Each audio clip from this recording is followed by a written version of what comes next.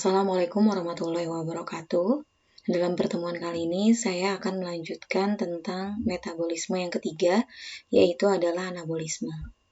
Adapun tujuan pembelajarannya yang pertama, menjelaskan tahapan-tahapan reaksi fotosintesis, menjelaskan hasil dari tahapan-tahapan fotosintesis, membedakan antara fotosintesis dan kemosintesis, menjelaskan faktor-faktor yang mempengaruhi fotosintesis, dan menjelaskan percobaan fotosintesis. Oke, pertama kita bahas dulu anabolisme. Anabolisme adalah proses atau rangkaian reaksi penyusunan suatu zat organik dan memerlukan energi. Karena memerlukan energi, makanya reaksinya disebut sebagai reaksi endergonik. Anabolisme sendiri kita bisa bagi menjadi dua, ada asimilasi dan juga ada polimerasi. Perbedaannya, kalau asimilasi itu adalah penyusunan senyawa anorganik menjadi senyawa organik. Nah, di sini untuk asimilasi contohnya ada asimilasi N atau nitrogen dan juga ada asimilasi C atau asimilasi karbon. Contoh asimilasi karbon itu adalah kemosintesis dan fotosintesis. Di sini ada reaksi CO2 plus H2O menjadi C6H12O6 plus O2. Ini adalah reaksi fotosintesis. Dan reaksi fotosintesis ini adalah reaksi penyusunan dari senyawa anorganik, di sini CO2 dan H2O menjadi senyawa organik yang sederhana, yaitu adalah C6H12O6. Nah, itu adalah fotosintesis. Kalau polimerisasi itu adalah penyusunan senyawa organik sederhana menjadi lebih kompleks. Nah, di sini contohnya beberapa glukosa itu akan bergabung membentuk amilum. Glukosa sendiri itu adalah senyawa organik yang sederhana. Sedangkan kalau amilum itu adalah senyawa organik yang kompleks. Nah, untuk pertemuan kali ini kita hanya akan membahas tentang kemosintesis dan juga fotosintesis.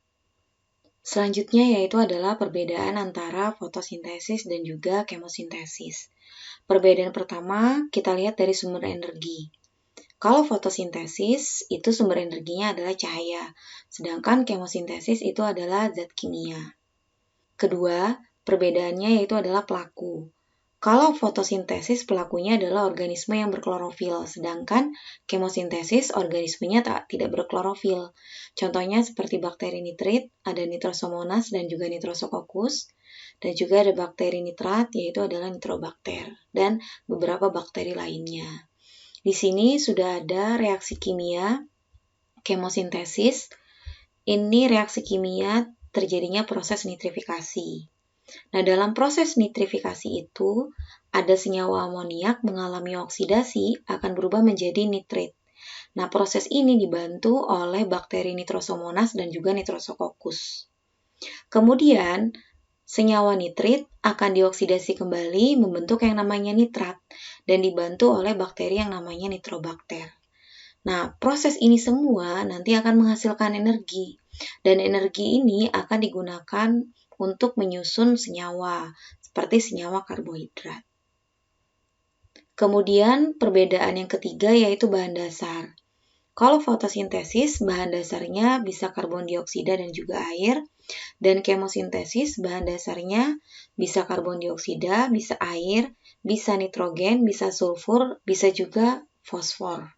Yang keempat sama ya hasilnya, sama-sama menghasilkan karbohidrat bisa berupa glukosa. Selanjutnya kita bahas fotosintesis. Fotosintesis sendiri dia berasal dari dua kata, ada foto yang artinya cahaya dan sintesis itu artinya membuat. Makanya fotosintesis itu adalah proses pembuatan glukosa dan juga oksigen dari bahan-bahan seperti air dan karbon dioksida dengan bantuan klorofil serta cahaya matahari. Di sini sudah ada ilustrasi gambar. Tumbuhan melakukan proses fotosintesis, dia membutuhkan air, karbon dioksida, dibantu cahaya matahari dan juga klorofil, menghasilkan oksigen dan juga glukosa.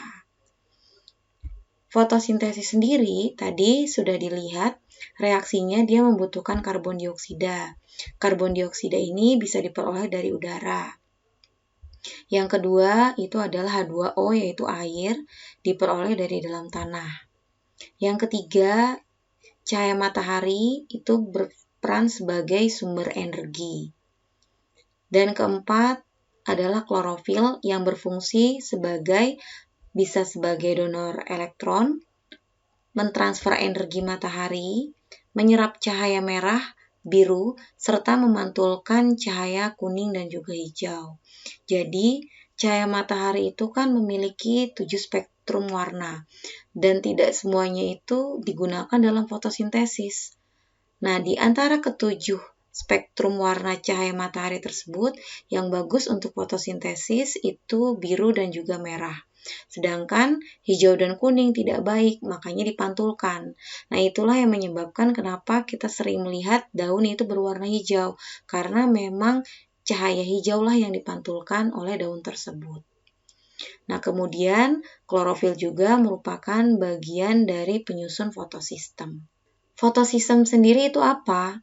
Jadi fotosistem itu adalah unit yang mampu menangkap energi cahaya matahari atau foton. Fotosistem sendiri itu terdiri atas klorofil, pigmen aksesoris atau tambahan bisa berupa kompleks anten, dan juga akseptor elektron. Jadi, fotosistem itu satuan yang bisa menangkap energi cahaya matahari.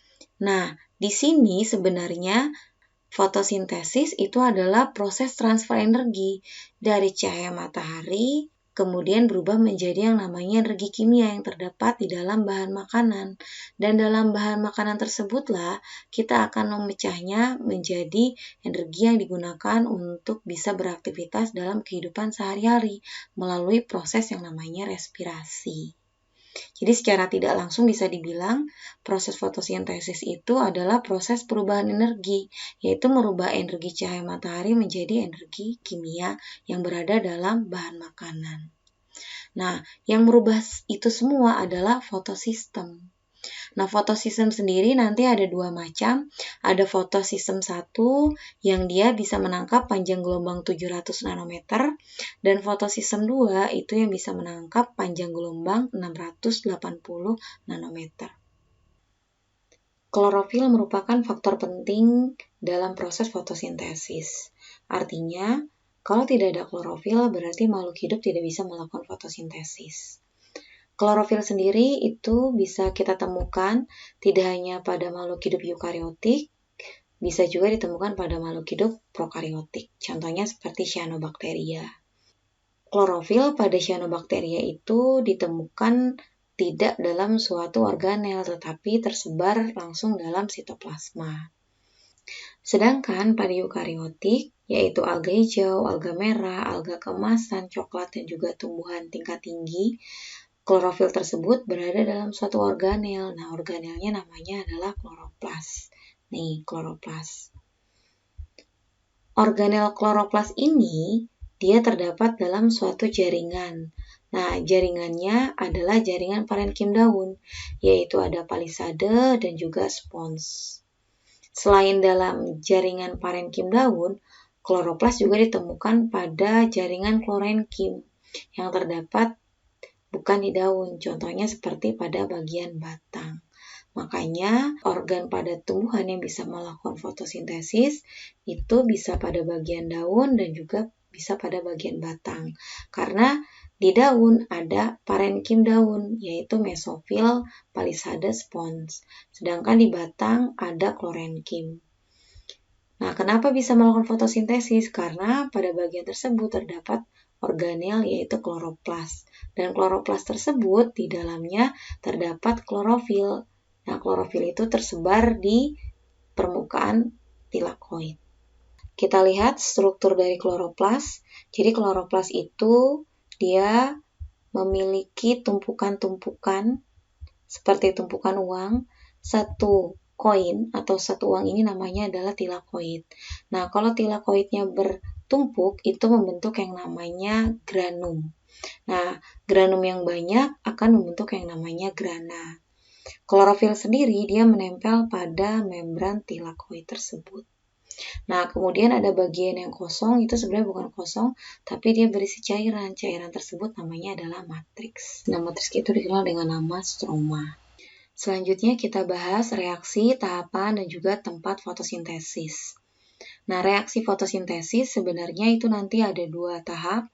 Ada yang namanya reaksi terang, nama lainnya fotokimia atau reaksi Hill. Dan kedua ada reaksi gelap, nama lainnya adalah siklus Calvin. Nah, kenapa disebut reaksi terang? Karena memang reaksi ini membutuhkan energi matahari. Sedangkan kalau reaksi gelap itu tidak butuh energi atau cahaya matahari. Walaupun demikian, mereka tidak bisa dipisahkan karena mereka saling bergantung. Terang bergantung gelap dan gelap juga bergantung sama terang. Nah, reaksi terang sendiri nanti di sini ada 2 reaksi, ada reaksi siklik dan kemudian ada reaksi non-siklik. Dalam reaksi non-siklik nanti ada fotolisis air. Kemudian untuk reaksi gelap di sini ada 4 tahap. Pertama ada fiksasi karbon atau fiksasi karbon dioksida. Kedua ada reduksi senyawa PGA menjadi PGHL. Yang ketiga ada regenerasi RUBP dan keempat itu adalah sintesis. Nah, ini semua reaksi fotosintesis itu terjadi dalam suatu organel. Nah, organel adalah kloroplas. Kita lihat kembali, kloroplas dia merupakan organel yang bermembran ganda, ada membran luar dan juga membran dalam. Kemudian ada tumpukan uang, satu uang di sini namanya adalah tilakoid. Kalau menumpuk itu membentuk yang namanya granum.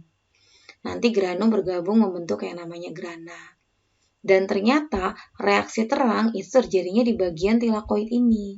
Karena di tilakoid itu terdapat klorofil. Nah, bisa terjadi di tilakoid atau di granum karena granum adalah tumpukan tilakoid. Ingat ya, reaksi terang terjadi di tilakoid atau granum atau grana. Sedangkan reaksi gelap itu terjadi pada bagian matriksnya, yaitu adalah stromanya. Fotosintesis sendiri yang akan kita pelajari itu dia akan membahas tentang reaksi kimia ini, yaitu 6CO2 ini akan bereaksi dengan 6H2O atau air membentuk C6H12O6 glukosa dan juga 6O2 atau oksigen dengan bantuan cahaya matahari dan juga klorofil. Nah, reaksi ini merupakan reaksi fotosintesis yang terjadi dalam 2 tahap, yaitu ada reaksi gelap, ada reaksi terang. Nah, reaksi terang sendiri itu adalah reaksi yang memecah air membentuk oksigen. Sedangkan kalau reaksi gelap itu adalah reaksi yang membutuhkan karbon dioksida yang nanti akan membentuk yang namanya glukosa. Pertama kita bahas reaksi terang atau reaksi fotokimia atau reaksi Hill. Yang tadi dibagi menjadi 2, ada reaksi siklik dan juga reaksi non-siklik. Nah, di sini ada juga nama lainnya, yaitu adalah fotofosforilasi. Kenapa disebut fotofosforilasi? Karena reaksi ini adalah reaksi pengikatan fosfat dan dia dibantu oleh cahaya matahari. Pertama kita bahas yang reaksi siklik dulu. Kenapa disebut siklik? Karena memang terjadi perpindahan elektron, di mana elektron tersebut keluar dan kembali lagi ke asal. Sedangkan kalau non-siklik, elektron yang keluar tidak kembali ke asal, makanya disebut non-siklik. Untuk reaksi fotofosforilasi siklik, awalnya di sini ada cahaya matahari, dia menyinari P1. P1 itu adalah fotosistem, yaitu adalah unit yang menangkap energi cahaya matahari. Jadi kalau matahari menyinari fotosistem 1 yang menangkap panjang gelombang 700 nanometer, itu menyebabkan elektron pada fotosistem itu akan mengalami eksitasi dan dia akan ditangkap oleh akseptor elektron dan akan terlempar dari ferredoksin kemudian ke plastoquinon atau ke akseptor elektron lainnya. Nah, pada saat dia terlempar dari satu akseptor ke akseptor elektron lainnya, itu nanti ada energi. Nah, energi itu akan dimanfaatkan oleh ADP berikatan dengan P, membentuk energi yang namanya adalah ATP. Nah, elektron yang sudah tidak berenergi akan kembali lagi ke awal, ke fotosistem 1.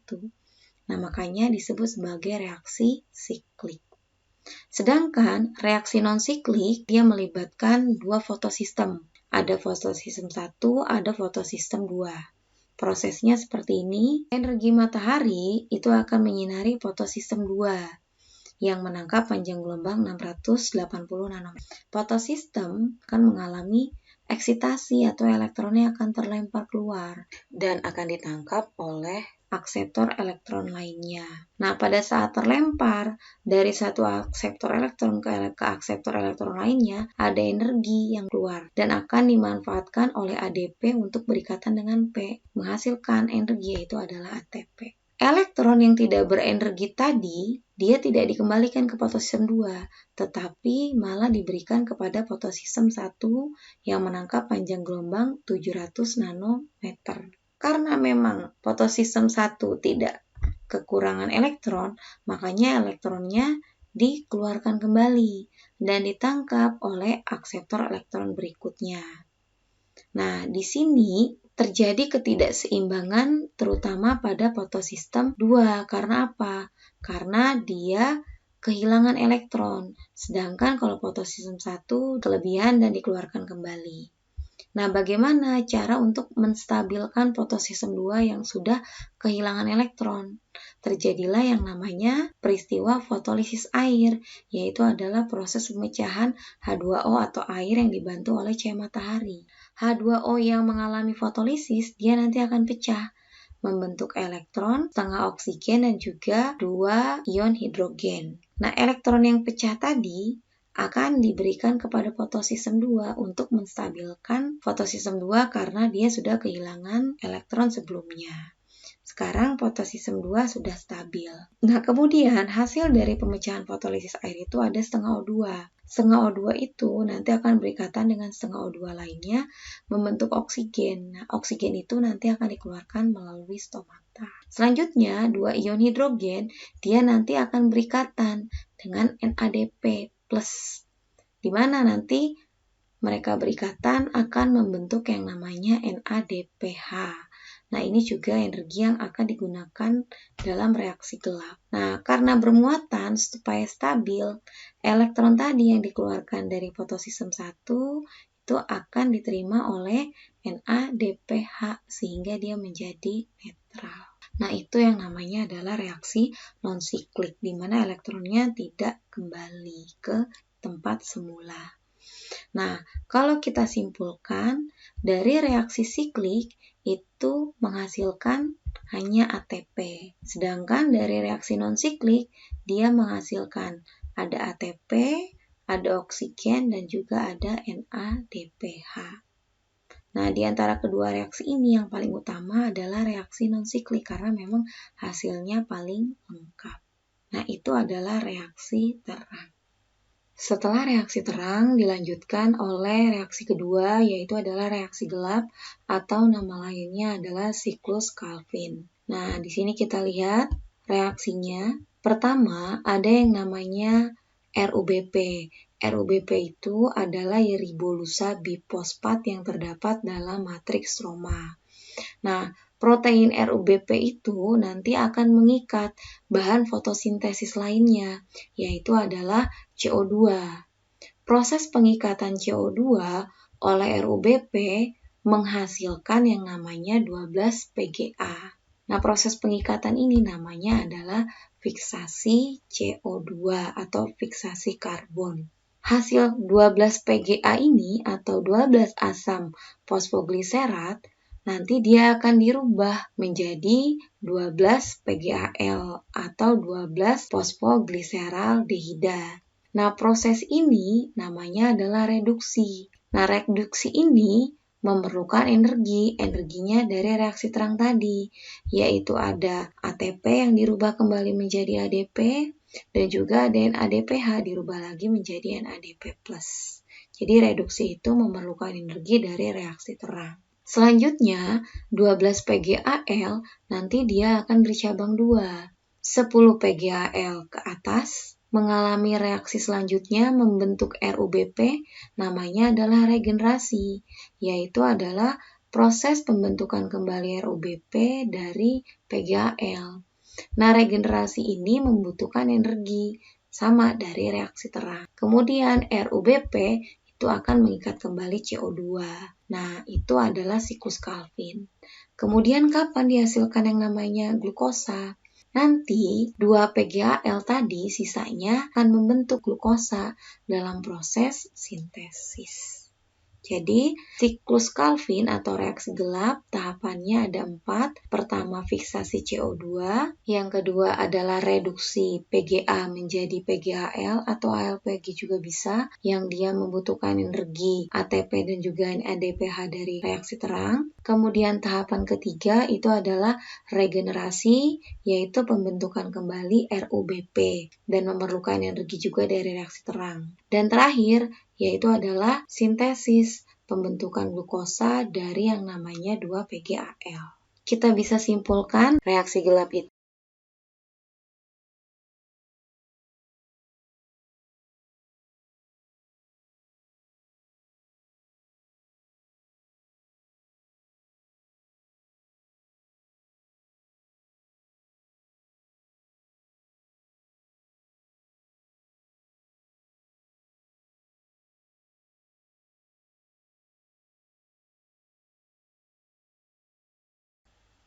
Oke, sekarang kita simpulkan proses fotosintesis sebelumnya supaya lebih mudah untuk diingat.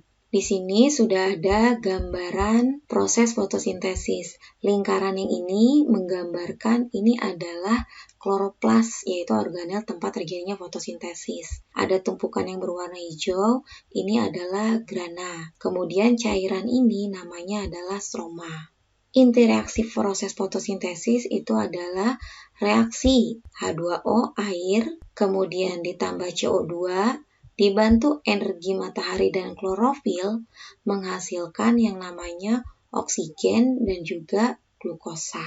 Proses lebih detailnya kita lihat. Pertama adalah reaksi terang. Reaksi terang itu adalah reaksi yang membutuhkan cahaya matahari. Dalam reaksi terang ada 2 tahap, ada reaksi siklik dan non-siklik. Pada reaksi non-siklik itu terjadi fotolisis air, makanya dibutuhkan H2O.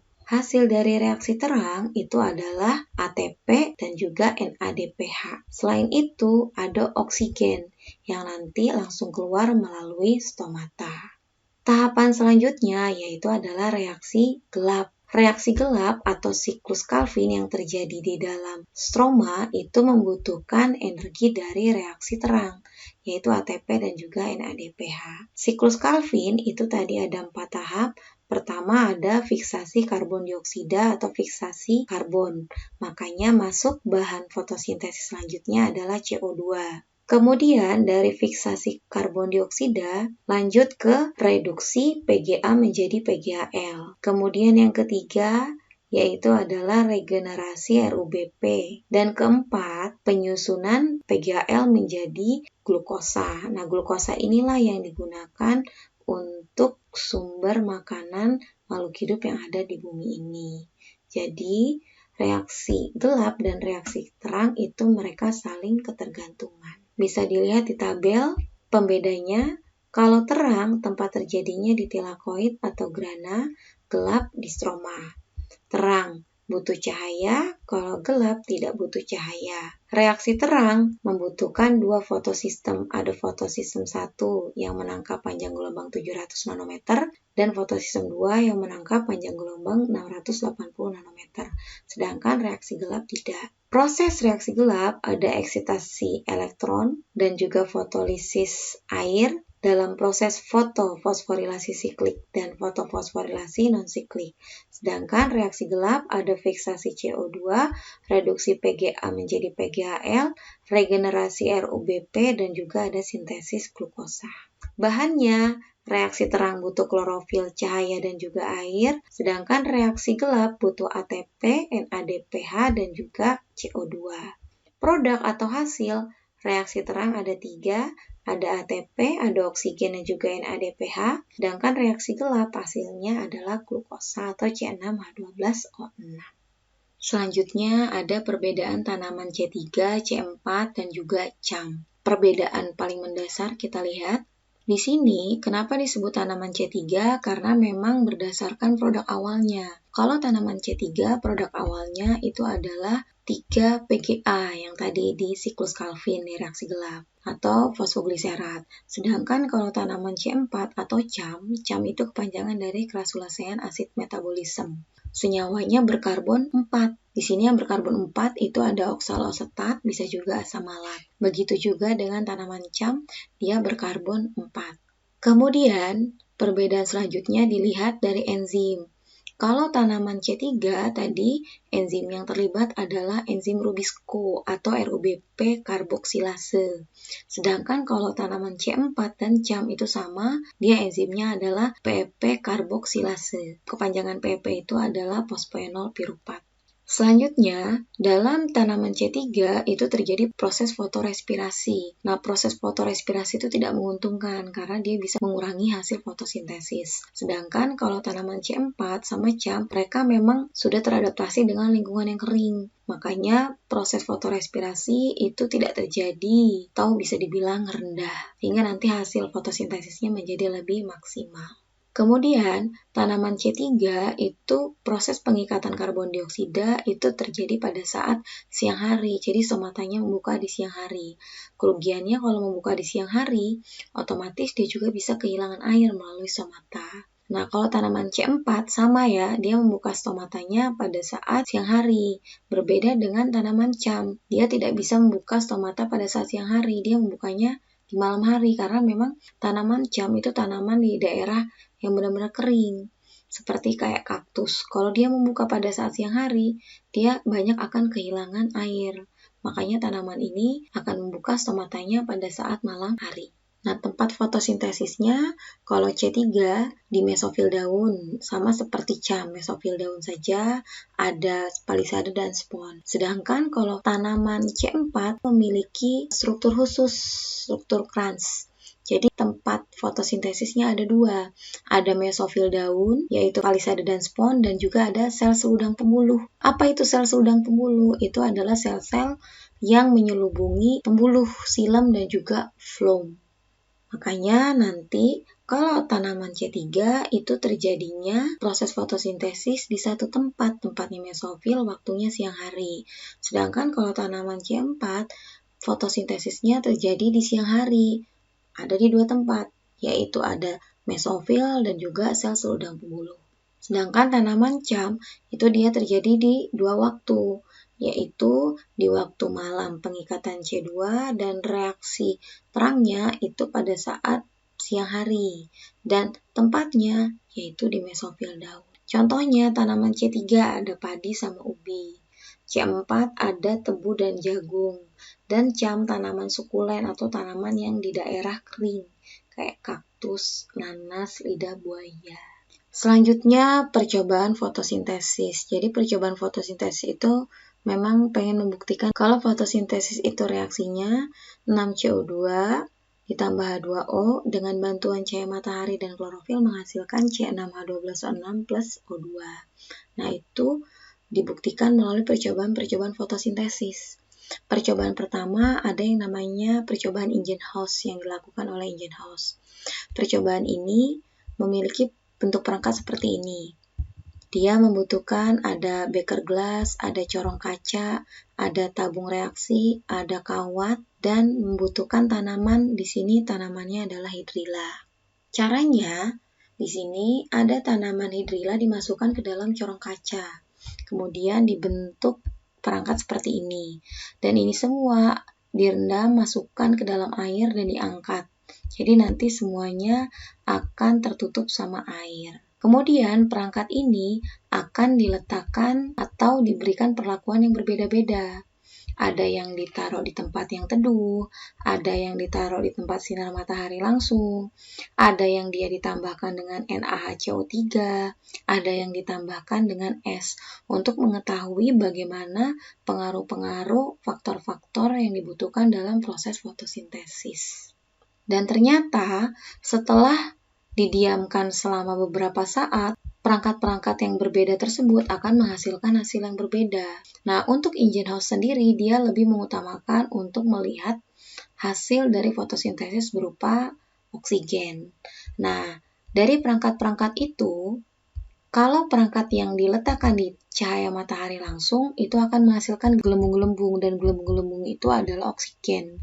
Jadi nanti yang tadinya air penuh sampai sini nanti lama-lama mulai terbentuk rongga udara, dan rongga udara tersebut ternyata isinya adalah oksigen hasil fotosintesis. Nah, kalau tanaman ditaruh di tempat cahaya matahari langsung akan ada gelembung. Tapi kalau tanaman hidrilla ditaruh di tempat cahaya matahari langsung dan ditambahkan NaHCO3, itu akan menghasilkan gelembung yang lebih banyak. Begitu juga kalau ditambahkan NaHCO3-nya lebih banyak lagi, 10 gram. Dia gelembungnya lebih banyak, berarti oksigen yang dihasilkan lebih banyak.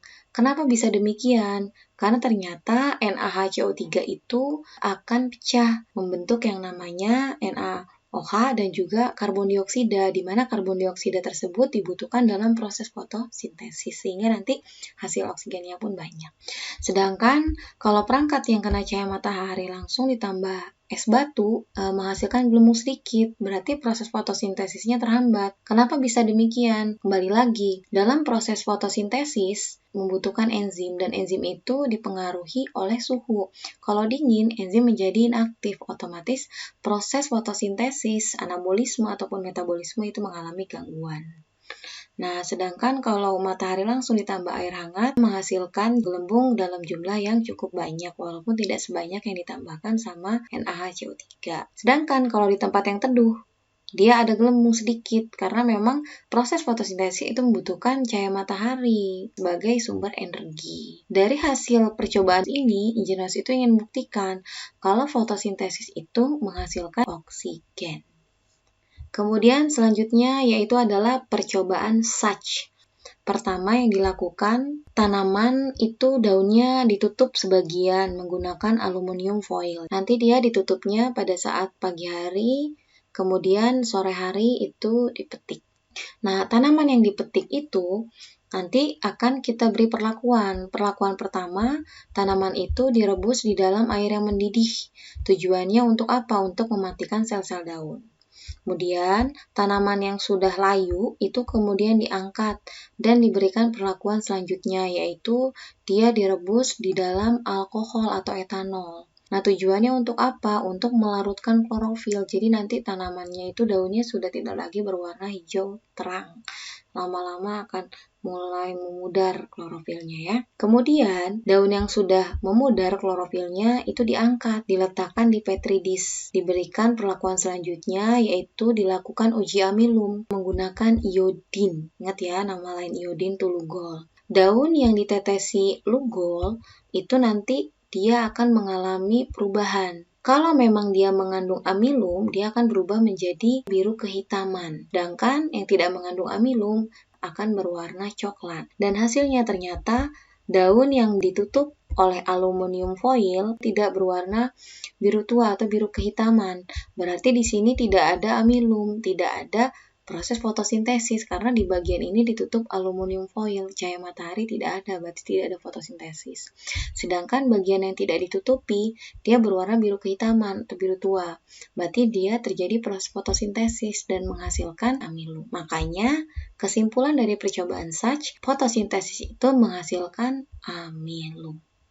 Selanjutnya percobaan yang ketiga itu adalah percobaan yang dilakukan oleh Engelmann. Nah, Engelmann itu percobaannya menggunakan Spirogyra, alga. Kalau kalian pernah lihat ada sungai atau kolam ikan, suka ada hijau-hijau, dan hijau-hijau itu berupa serabut. Kalau kita ambil dan dilihat di mikroskop, itu sebenarnya adalah ganggang. Ganggangnya namanya Spirogyra. Nah, Engelmann itu menggunakan Spirogyra. Jadi kita ambil Spirogyra itu diletakkan di objek gelas, dikasih air, kemudian ditutup dengan cover gelas. Nih Spirogyranya satu aja cukup. Kemudian perangkat ini nanti kita tambahkan ada bakteri aerob. Bakteri aerob itu adalah bakteri yang menyukai oksigen. Nah, nanti kalau terlihat lebih jelas, perangkatnya seperti ini. Ini ada Spirogyra, ada bakteri aerob, ditutup dengan cover glass, di bawahnya ada objek gelas. Nanti, perangkat itu kita akan sinari dengan berkas cahaya. yang akan dilewatkan melalui kaca prisma, di mana kaca prisma ini bisa melakukan difraksi cahaya, yaitu memecah cahaya matahari menjadi 7 warna pelangi Mejiku Hibi Niu. Jadi kita lihat cahaya-cahaya yang memang dibutuhkan dalam proses fotosintesis. Nah, diperbesar, dia bentuknya seperti ini. Jadi di sini ada cahaya-cahaya dari hasil difraksi cahaya. Nah, otomatis spirogyra yang memiliki kloroplas untuk melakukan fotosintesis terkena cahaya matahari, akan terjadi proses fotosintesis. Nah, proses fotosintesis ini nanti akan menghasilkan apa? Ada oksigen dan juga ada yang namanya glukosa. Nah, untuk membuktikan adanya oksigen, itu menggunakan bakteri aerob tersebut. Kalau memang terjadi proses fotosintesis, berarti nanti ada oksigen. Nah, oksigen itu akan dibuktikan dengan berkumpulnya bakteri aerob pada bagian-bagian yang memang melakukan fotosintesis. Sedangkan pada bagian yang cahaya kuning dan hijau, itu bakteri berkurang karena memang proses fotosintesis itu tidak terjadi pada gelombang cahaya tersebut. Dia gelombang cahayanya itu terjadi pada biru, ungu, dan juga merah. Nah, di sini untuk Engelmann sendiri, kesimpulannya, proses fotosintesis itu membutuhkan cahaya matahari dan juga klorofil, serta menghasilkan oksigen yang dibuktikan dengan mengumpulnya bakteri aerob pada daerah-daerah yang mengalami fotosintesis. Mungkin itu saja yang bisa saya sampaikan. Mohon maaf apabila ada kesalahan. Akhir kata saya ucapkan terima kasih. Assalamualaikum warahmatullahi wabarakatuh.